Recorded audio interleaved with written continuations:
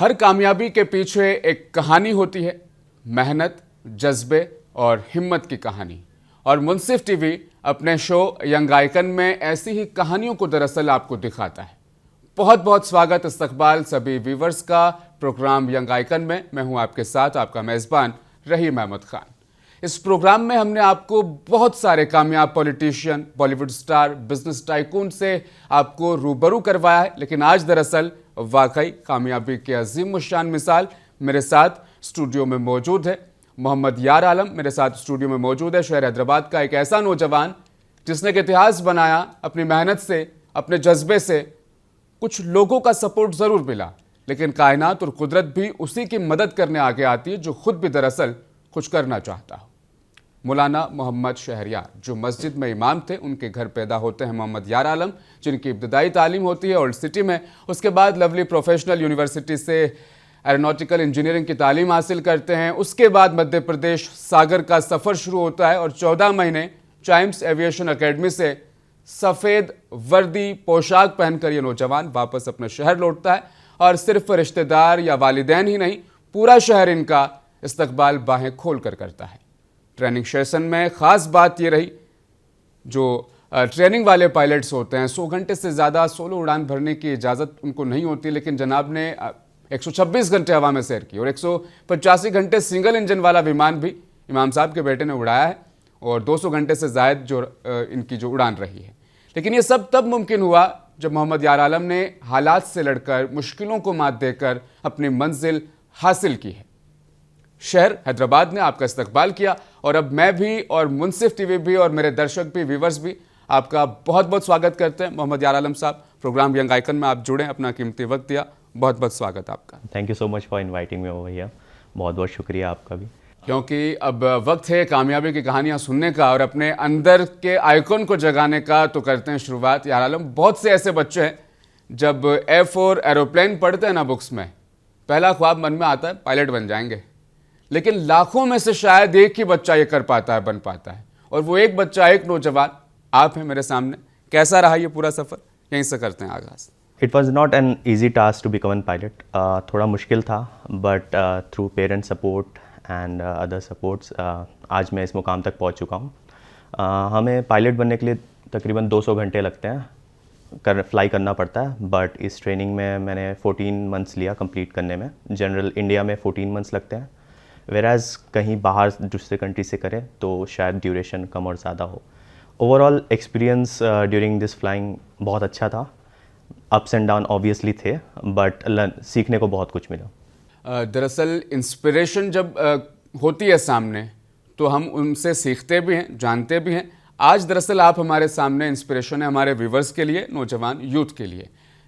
आप उनके लिए इंस्पिरेशन बन रहे हैं। उनसे पहले मैं जानना चाहूँगा आपके लिए इंस्पिरेशन कहाँ से आई? क्या बचपन में वो F4 एप्पल जब पढ़ा या F4 एरोप्लेन पढ़ा तभी से पायलट बन जाएंगे, या मन में कुछ चीज़ें थी बाद में बदलती गई और इस मुकाम तक आप पहुँचे?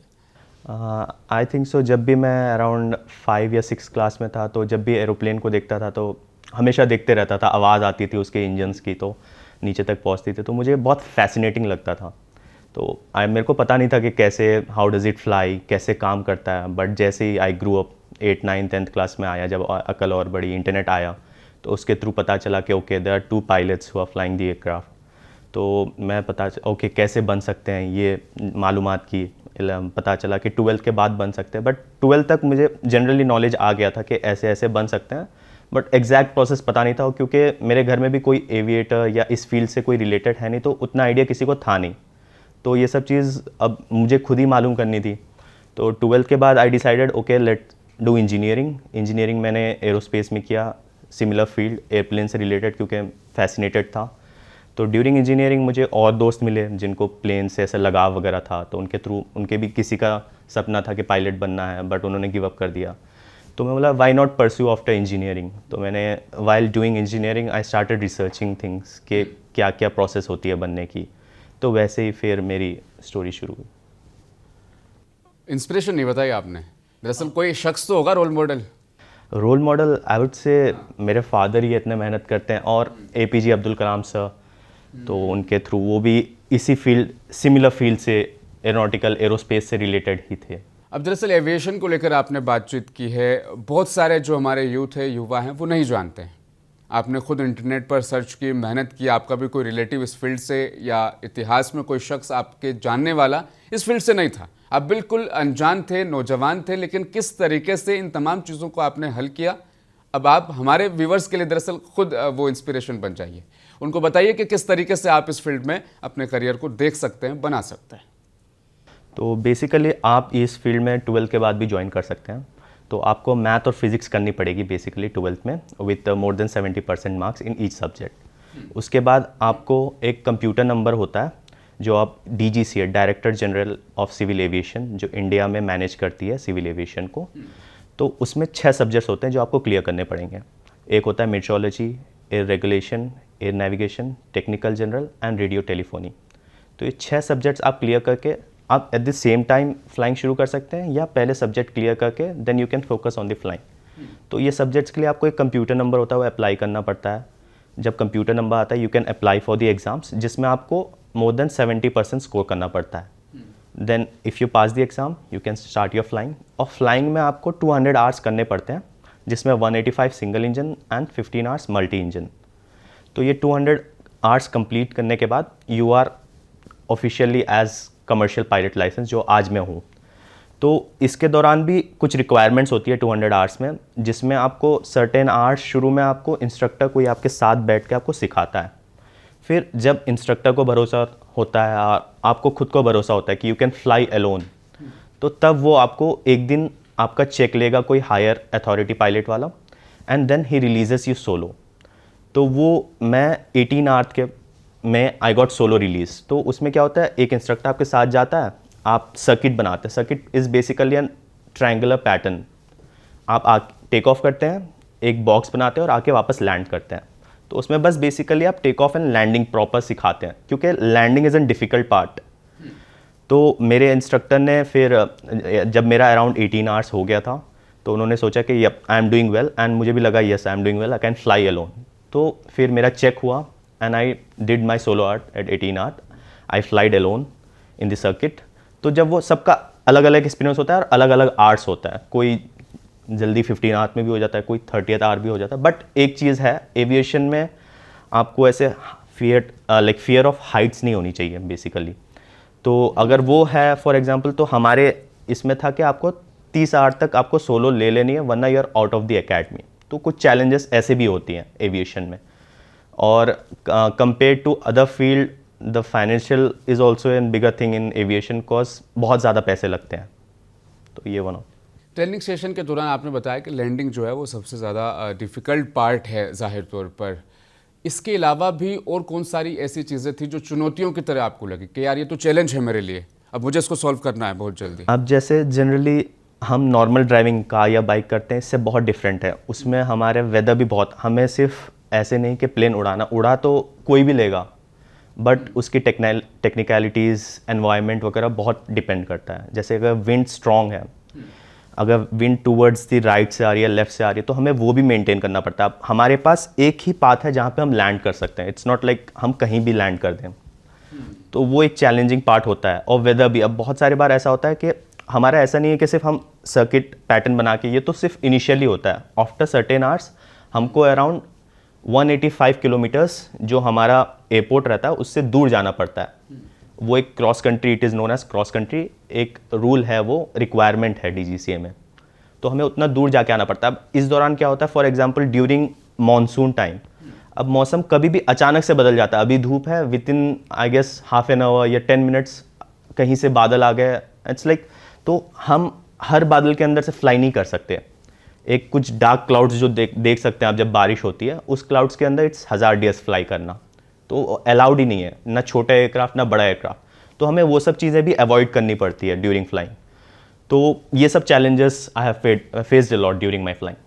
जब सोलो फ्लाइट थी सबसे पहली वाली, फर्स्ट आने के बाद हवा में पहले 5 मिनट सिर्फ डैशबोर्ड को देख रहे थे, चीज़ों को कैलकुलेट कर रहे थे, या और भी कुछ चीज़ें थी जो जहन में अचानक से आ गई? तो मैं ये एक्सपीरियंस आपको बताता हूँ। तो पहले मेरा चेक था सर के साथ, तो मैंने 4 लैंडिंग सर को करके बताई, तो सर वॉज सेटिस्फैक्ट। तो सर बोलते हैं can you do it alone? तो बोला sir you are the testing person, you say मैं कर सकता हूँ कि नहीं, आपको क्या लगा? कि sir you are doing well, बस जो एक दो मिस्टेक्स हुई है वो ध्यान रखना, और हमारा आरटी कॉल में हमेशा कोई ना कोई रहता ही है।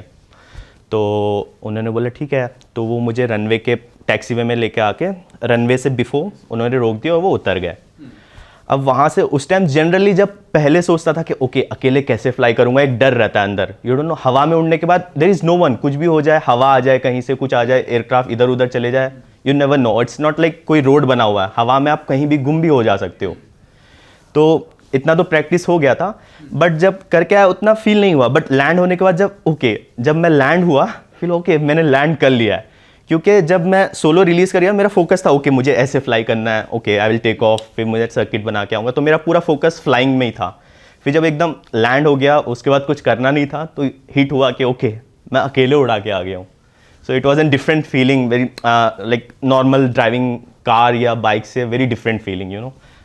और ये जो दरअसल बात की है मोहम्मद यार ने कि आपका ना फोकस जब तक पूरा प्रोसेस कंप्लीट ना हो जाए तब तक आपको आपके जहन में चीज़ें डाइवर्ट नहीं होनी चाहिए। करने के बाद बेशक आप खुद से बात कर लो, खुद से सवाल कर लो। ये सिर्फ इस फील्ड में नहीं, आप कुछ भी बनना चाहते हैं, जब तक आपका ये पूरा प्रोसेस कंप्लीट नहीं होता है, आपको उस प्रोसेस से दरअसल बाहर भी नहीं आना होता है। डायमंड DA-42C-172 जैसे विमान भी आपने फ्लाई किए हैं, इनका एक्सपीरियंस बताइए। तो सेस्ना बेसिकली सेस्ना 172 जो है ट्रेनिंग एयरक्राफ्ट है, जिसमें सिंगल इंजन होता है, 4 सीटर होता है, but we are not allowed to carry passengers until we are commercially pilot licence. तो उसमें बेसिकली सिंगल इंजन होता है। तो अब ये भी चीज़ है कि when we fly alone we go for, जैसे मैंने आपको बताया 185 किलोमीटर्स हम दूर जाते हैं, तो हम सिंगल इंजन में करते हैं, मल्टी में नहीं करते DA-42 में। तो वो एक रिक्वायरमेंट है। तो अब उसमें बहुत सारे बार ये भी रहता है, it's not N bigger aircraft, ना कोई वॉशरूम होता है ना समथिंग लाइक दैट। तो हमें कंटिन्यूसली उसमें फ्लाई करते रहना पड़ता है 3 घंटे तक। अब उस दौरान अगर कोई बच्चे की हेल्थ ख़राब हो जाती है, it's an very risky thing. तो हमें ये सब चीज़ भी ध्यान रखनी पड़ती है, if you are very comfortable for the flight or not.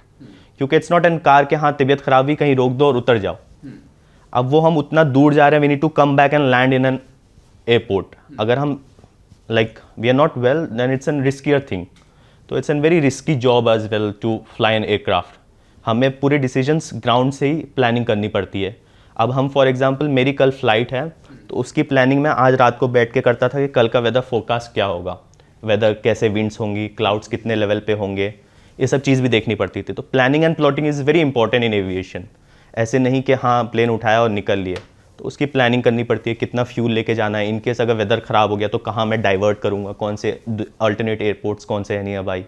तो प्लानिंग एंड प्लॉटिंग करनी पड़ती है चीज़ों। और ये प्रोसेस जो है पहले शुरू हो जाता है, नेक्स्ट डे आपको फ्लाई करना, लेकिन उससे एक दिन पहले ही अपनी प्रिपरेशन को इतना मजबूत रखना पड़ता है ताकि आने वाले कल के लिए आप हमेशा तैयार रहें।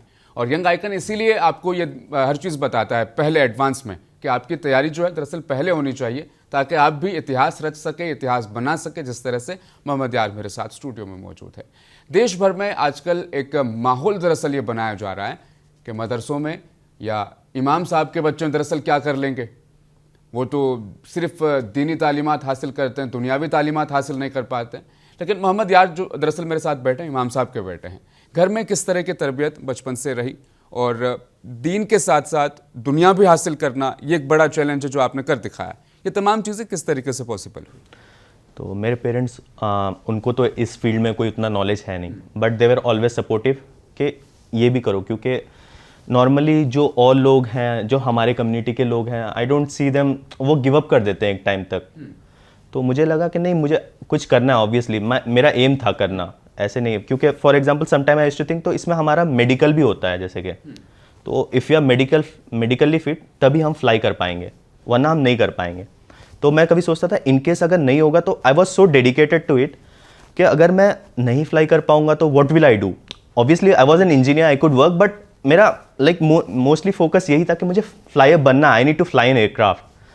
तो I was very, I don't know what would I do. So मैं शॉक में चले जाता था ऐसे, अगर इनकेस अगर मैं मेडिकल, जस्ट डर था अगर क्या पता मेडिकल फेल हो जाऊँ। इमोशनली इतने अटैच थे आप? अटैच थे, तो मुझे बनना ही था। और मैं पेरेंट्स को भी समझाया ये सब चीज़ें, तो they were very supportive. I know financial conditions उतनी अच्छी नहीं थी, but my parents agreed. Even तो अगर मैं शायद फ्लायर नहीं बनता, मुझे मास्टर्स के लिए कहीं अब्रॉड जाना पड़ता, they would support in that also. उन्होंने कभी ये नहीं बोला कि ये बन जाओ ये बन जाओ, it was all my decision, बस मैंने उनको प्लान बताया and they supported me in this through out. ये तमाम चीज़ें इस तरीके से रही। जाहिर तौर पर फाइनेंशियल कंडीशंस का आपने जिक्र किया और ये सवाल बहुत से लोगों के मन में भी होगा। जब मैंने पहली बार आपके इंट्रोडक्शन को पढ़ा, मेरे जहन में भी आया फाइनेंशियल मुश्किलें थी, लेकिन मदद मिली लोगों की, और मदद भी उन्हीं को मिलती है जो जाहिर तौर पर जिनके अंदर मादा होता है। प्रोग्राम के शुरू में भी कहा था मैंने। तो इसमें हाँ फाइनेंशियल बर्डन्स थी बहुत सारी। अब my parents as you know मौलाना है, तो उनकी सैलरी उतनी है नहीं, but he started saving beforehand only, he knew के आई वुड स्टडी फर्दर, तो उन्होंने कुछ सेविंग्स रखी थी बट दैट वाजंट इनफ। तो एक टाइम ऐसा आया था I was about to give up क्योंकि फाइनेंशियल कंडीशंस थी नहीं, but due to some help Zaid Ali Khan साहब फ्रॉम सियासत एंड इफ्तिखार हुसैन साहब फ्रॉम फैज़ आम trust, they supported me, they gave me hope that you can become an pilot.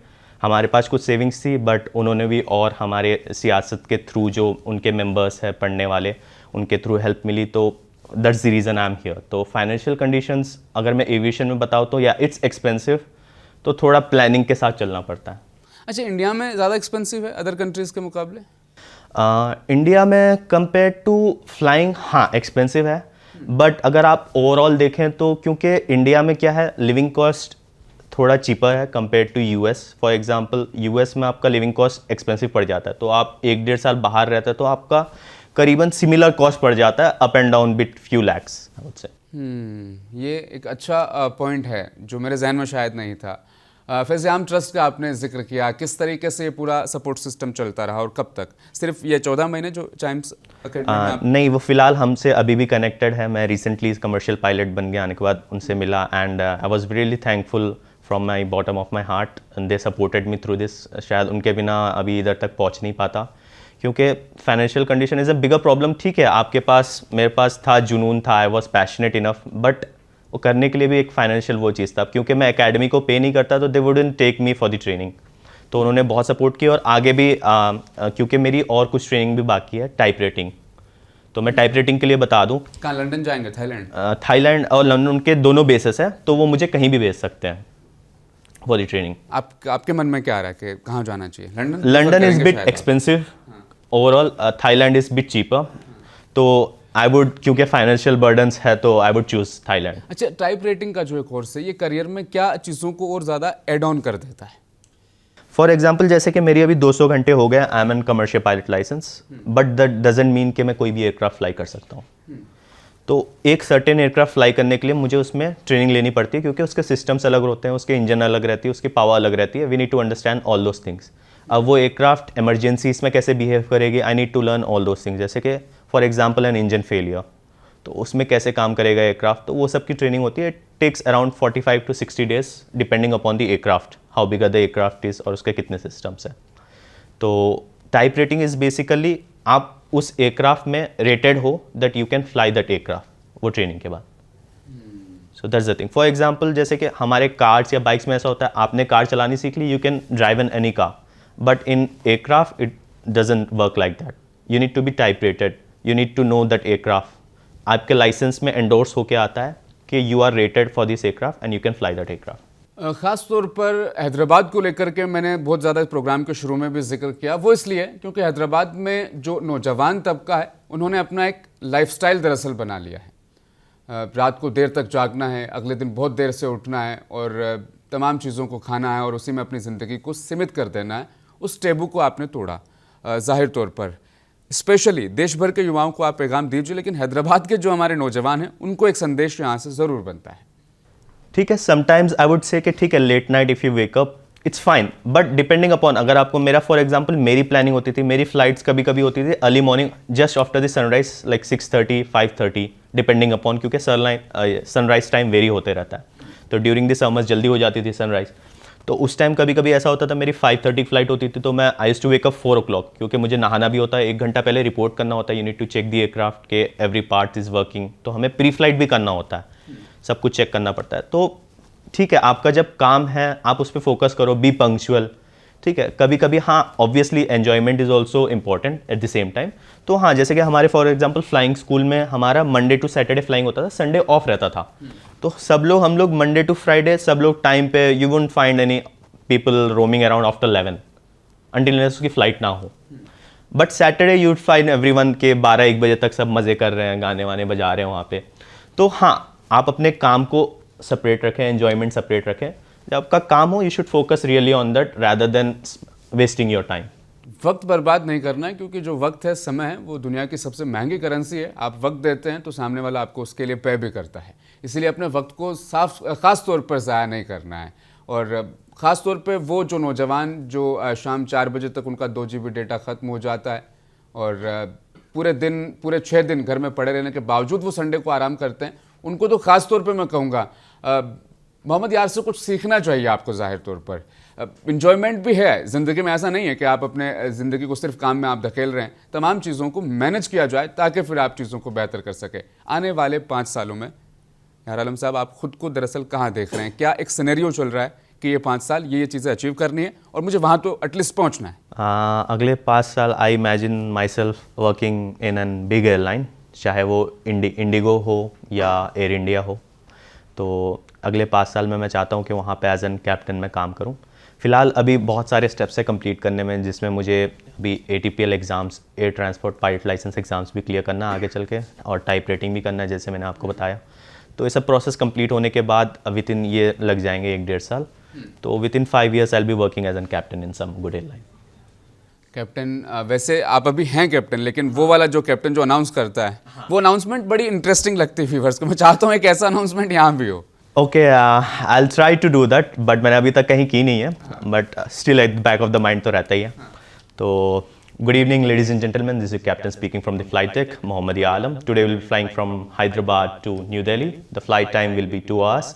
We'll be having a pleasant flight. Thank you for choosing XYZ airline. मतलब ये काफ़ी interesting लगता है और जब हम ऐसे वीडियोस देखते हैं तो अच्छा भी लगता है ख़ास तौर पर। और लोग सुनते हैं ज़ाहिर तौर पर, ये जब कैप्टन जब कुछ भी अनाउंस करे ना, पूरे पैसेंजर मतलब पिन ड्रॉप साइलेंट सुनते भी हैं और ये मज़ा भी आता है। बहुत सारे शॉर्ट कोड वर्ड्स है जिनको हम बहुत सारी वेब सीरीज़ में, मूवीज़ में देखते हैं, एक्सप्लोर भी करना चाहते हैं, लेकिन एविएशन सेक्टर से हम जुड़े नहीं हैं, इसलिए हम जानते नहीं हैं। कुछ ऐसे शॉर्ट कीज, शॉर्ट वर्ड्स जो आप यहाँ डिस्क्राइब करना चाहते हैं? जैसे कि तो हम whenever we fly, हम ATC, air traffic control basically बोलते हैं, ट्रैफिक कंट्रोल करता हुआ एयरवेज का। तो हम उनके थ्रू इन कांटेक्ट रहते हैं during the whole time of flight. हम जब अगर एक पोजीशन से पॉइंट B भी जा रहे हैं, कहीं भी स्लाइट मूवमेंट भी कर रहे हैं, हम उनसे परमिशन लेके करते हैं, because there are lot of other aircraft also which are flying और मूविंग। तो अब we don't know how they are flying, but ATC has all the control. तो हम उनके परमिशन के थ्रू ही करते हैं। अब जैसे फॉर एग्जांपल हम कोई कॉल देते हैं, अब ऐसे नहीं है कि हम नॉर्मल टोन में बात करें, उसका एक तरीका होता है। फॉर एग्जांपल मैं आपको एक कॉल देके बताता हूँ, जैसे कि सागर में हमारा जो था धाना, अब उसका एक का कॉल साइन था, रजिस्ट्रेशन सबका रहता है, जैसे कि हमारे नॉर्मल गाड़ियों का तो भी, तो एयरक्राफ्ट का भी होता है। तो उसका था VTCAC, बट हम ये VTCAC नहीं बोलते, क्योंकि हो सकता है हम RT कॉल में जब वो दे रहे हैं वो कुछ और सुन ले, A को C, A के कुछ और वर्ड्स समझ ले, तो हम उसको एविएशन में A for alpha, B for Bravo, C for Charlie, पूरा Z तक सबका है। अब समझ में आई है, वो जो ABCD जो बचपन में पढ़ते हैं ना, वो एविएशन सेक्टर में पूरी चेंज है। जी, तो अब मैं एक कॉल देख के डेमोन्स्ट्रेट बताता हूँ आपको। फॉर एग्जांपल अब मुझे इंजन स्टार्ट करना है, तो मैं कॉल देता था Dhana tower, Victor Tango Charlie Alpha Charlie, good morning, how do you read. Then वो रिप्लाई करता था read you 5। Read you 5 basically 5 होते हैं, 1 2 3 4 5, 4 and 5 मीन्स बेसिकली कि इट्स ऑडिबल। तो बोलेगा रीड यू 5, तो मैं बोलूँगा sir read you 5, requesting engine startup for cross country flight. तो फिर बोलेगा okay approve for request startup. तो एक प्रॉपर फ्रेजोलॉजी होती है यूज़ करने के लिए। It's not like sir I want to request normal, we can't use normal English over there. तो उसके लिए भी एक एग्ज़ाम होता है, वो प्रॉपर फ्रेजोलॉजी को पास करने का, उसका लाइसेंस भी आता है हमें, तो उसको RTR लाइसेंस बोलते हैं हमें, रेडियो टेलीफोनी। तो वो प्रॉपर लाइसेंस के बाद ही हम कोई एयरक्राफ्ट को फ्लाई कर सकते हैं, क्योंकि अब ऐसे नहीं है, क्योंकि सबकी English way of speaking might be different, accent भी अलग होता है, एक्सेंट भी अलग होती है, या वर्ड्स डिफरेंट तरीके से बोल सकते हैं। H को यहाँ हेच बोलते हैं हैदराबाद में। हाँ, तो वो वाली चीज़ है, तो इसलिए वो कन्फ्यूजन ना हो, क्योंकि अब ऐसे नहीं है if I am pilot I can fly anywhere else also.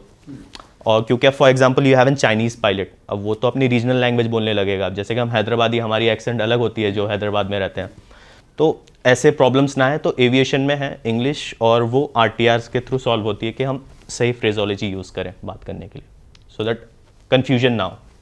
सिर्फ कन्फ्यूज़न आपके मतलब मेरी भी दूर हुई है दरअसल, क्योंकि जब हम ये सुनते थे टेंगो, चार्ली, अल्फा, ब्रावो, समझ नहीं आती थी तमाम चीज़ें। अब ये समझ में आया कि ये रीड 5 जो है वो क्लियर साउंड आ रहा है, तो 5 जो है सिग्नल का इस्तेमाल यहाँ पर ज़ाहिर तौर पर किया जा रहा है। प्रोग्राम में अब बहुत सारी बातें दरअसल हमने कर ली है। एक लास्ट और प्रोग्राम का आखिरी सवाल, इस पूरे देश के यूथ को दरअसल आपका क्या पैगाम, क्या संदेश रहेगा? सिर्फ एविएशन सेक्टर में मतलब जो जाना चाहते हैं सिर्फ उनके लिए नहीं, लेकिन एक सबको एक आम तौर पर एक जनरल मैसेज। तो मैं ये बोलना चाहूँगा, जिसका जो भी ड्रीम है, please don't give up even though whatever problems you have, क्योंकि you are very connected with it. For example, शायद मैं पायलट नहीं बनता या कुछ और बनता, कोई और फील्ड में जाता, तो शायद मेरा इतना वो नहीं, डेडिकेशन नहीं होता शायद मेरे हिसाब से, जितना dedication when I was learning to fly या सब्जेक्ट्स क्लियर कर रहा था, मेरे एग्जाम्स पेपर्स दे रहा। तो आपको जो पसंद है आप उस पर एम करें। बहुत सारे, हाँ, I would thank my parents, they were really supportive on this, क्योंकि जनरली बहुत सारे पेरेंट्स फोर्स करते हैं कि डॉक्टर बन जाओ, इंजीनियर बन जाओ। मुझे भी बहुत सारे लोगों ने बोला, जब मैं बोला I want to be an pilot, this it's an riskier job, क्यों कर रहे हो, पायलट बन जाओ, इंजीनियर बन जाओ, कहीं मास्टर्स कर लो, you will earn a lot in abroad, in US और Canada, something like that. But नहीं, आपको जो मन है आप वो करो, डेडिकेटेडली करो, डोंट गिव अप इवन दो any problems you have, you will achieve it someday. Thank you. विमान, तैयारे, जहाज़, इन तमाम चीज़ों की आवाज़ सुनने के बाद अब आवाज़ सुनवाने वाले बन चुके हैं मोहम्मद यार आलम। यंग आइकन में तफसीली हमने इनसे बातचीत की और बातचीत का लुब्बे-लुबाब जो खुलासा है दरअसल वो ये है कि आपको फोकस्ड रहना है। आपका जो तीर है निशाने पर तभी लगेगा जब आप तमाम चीज़ों को दिमाग में कैलकुलेट करने के साथ साथ अपने पूरे शेड्यूल को एग्जीक्यूशन इसका आप सही तरीके से कर पाएंगे। और वो तब मुमकिन होगा जब आप पूरे प्रोसेस को कंप्लीट होने से पहले तक डाइवर्ट नहीं होंगे। इसीलिए मैं कह रहा था कि फोकस्ड रहना बहुत ज़रूरी है। आपने कोई भी सपना दिमाग में डाल लिया है, जहन में आपने सोच लिया कि मुझे ये बनना है, मुझे ये करना है, लेकिन अगर आप बीच में डाइवर्ट हो गए ज़रा से भी, तो फिर आप इतिहास नहीं लिख पाएंगे, बना पाएंगे। इसीलिए प्रोग्राम यंग आइकन में हमने आज इनवाइट किया था मोहम्मद यार आलम को, जिनको आपने सुना। उम्मीद है जाहिर तौर पर यहाँ से भी आप कुछ ना कुछ सीख कर कुछ ना कुछ लेकर जाएंगे, क्योंकि मैंने बहुत सारी चीज़ें यहाँ पर ज़रूर सीखी है। बहुत बहुत शुक्रिया। प्रोग्राम यंग आइकन में आप सभी का। बने रहें मुंसिफ टीवी के साथ।